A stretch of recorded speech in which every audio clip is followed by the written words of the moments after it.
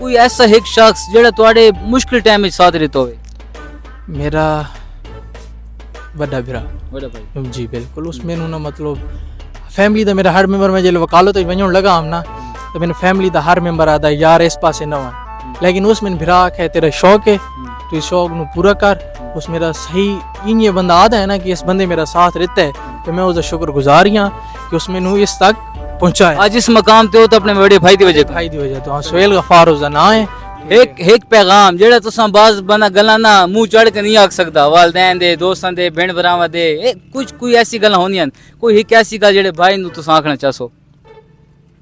यार कहनू ना स्ट्रगल कोई बंदा करे ना वदा होवे ना तो उसनू ना डीमोटिवेट ना करो उसनू मोटिवेट करो उसनू अच्छी तसल्ली दियो कि यार तू एक काम कर सकदा है चाहे वो न कर सकदा पे होवे ना तो उसनू तसल्ली दे सो ना तो वो न करदा होवे यो कर गिन से।